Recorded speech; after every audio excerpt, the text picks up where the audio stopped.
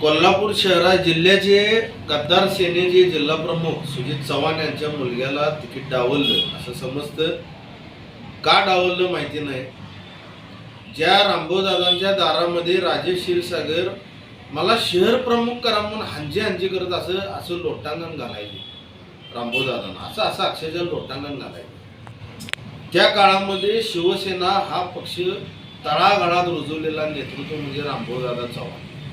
आणि अशा एका घरामध्ये ज्या घराची पायरी सोडून ज्या घराच्या पायरीला यांनी नमस्कार करून राजेश क्षीरसागर मोठे झाले, त्यांच्याच घरातील नातवाला म्हणजे सुजित चव्हाणांच्या मुलाला तिकीट यांनी नाकारलं. का नाकारलं हा त्यांच्या पक्षाचा विषय. पण जर एखाद्या मंदिरामध्ये जाऊन आपण मोठं झालो असेल तर त्या मंदिराला हा विसरला आणि त्या पायरीला लाद घातला क्षीरसागरने, अशी यांची ख्याती आहे.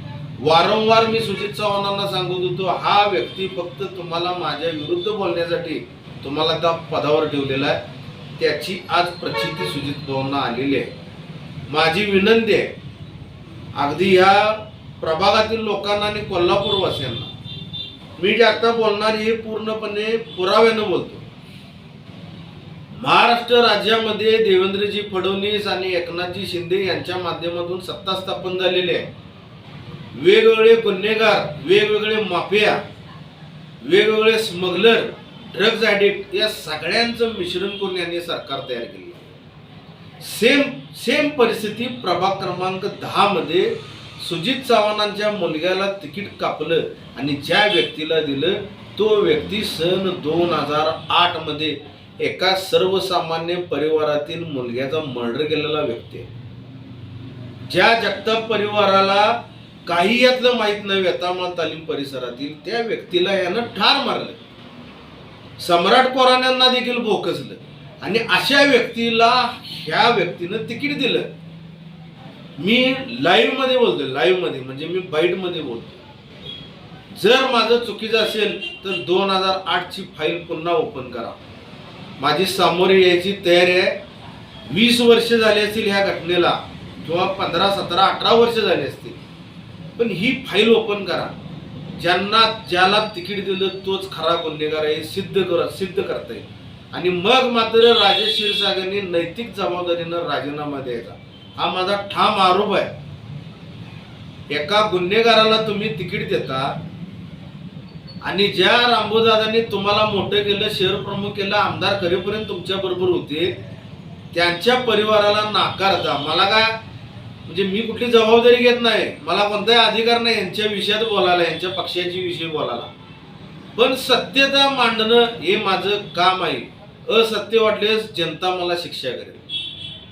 असत्य असेल तर निवडणुकीचा ह्यात कोणताही पार्ट नाही, प्रभाग क्रमांक 10चा पार्ट नाही.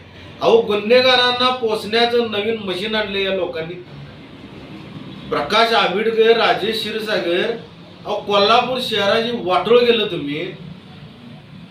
एक रस्ता सरळ नाही, ग्राउंड सरळ नाही, काही या कोल्हापूर शहरात आणि जिल्ह्याचा विकास तुम्ही केला नाही. आणि त्या राजेश क्षीरसागरांच्या मुलाचा फॉर्म भरताना नाचता. अहो अक्षरशः जनतेला गाडीतून आणि त्यांच्या टू व्हीलर मधून रस्त्यावरून जाताना नाचल्यासारखा भास होत होता. आणि तीच परिस्थिती तुम्ही आज कोल्हापूर शहराला दाखवताय की आम्ही कसा डान्स करतो. म्हणजे मगरुरीची परिसीमा ह्या सगळ्यांनी गाठली. फार प्राचीन काळी रावण नावाचा एक दैत्य होता. त्या दैत्याची अशीच परिस्थिती होती. आकाश, पृथ्वी आणि पाताळ हे तिन्ही लोकांचा तो राजा होता. पण एक दिवस त्याला पृथ्वीवरून नाश पावला, त्याचा वध झाला. अगदी खात्रीशीर सांगतो मी एक वाचक म्हणून, खरोखर परमेश्वरा मला आज कळालं की कलियुगाची सुरुवात झालेली एका खुन्याला तिकीट मिळालं. ओके.